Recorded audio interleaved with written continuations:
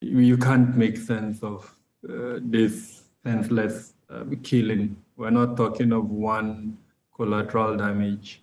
We're talking of, at the last count, depending on which figure you want to go with, the State Emergency Management Agency mentioned 85 persons. My own sources on ground mentioned about 126. So we're looking at between that 85 and 100 plus persons that have died. So you really can't make sense of that. However, there are facts that have emerged. And in this instance, at the center of all of this is intelligence.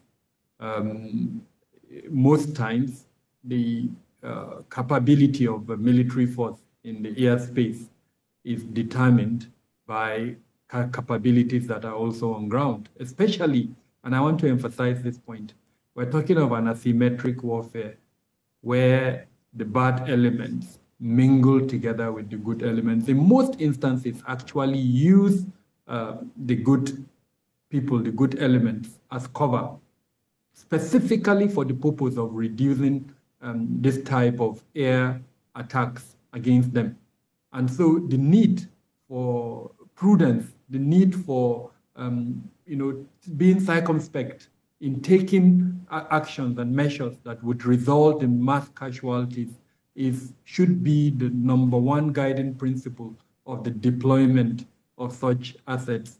So when, for instance, the feedback we're getting is that there were some error in the misinterpretation of the coordinates that was sent. I don't want to think that the Army should give us that. If it was the Air Force, then perhaps one would even look at that as a possible issue. But the Army is a ground domineering force, as it were. There are 40 is actually on the ground. Now, speaking in technical terms of intelligence specifically, when you have assets on ground that can give you coordinates, it is expected that whatever they are using, and again, I use the word assets on ground, because in collecting intelligence, you would have assets on ground, you will have air assets for surveillance capabilities. Now, if the coordinates were generated by the assets that were airborne, then that type of mistakes can happen. But when you say the assets, especially for an army that is ground-based, it is ground-based asset that produce that coordinate, the chances of error are extremely slim.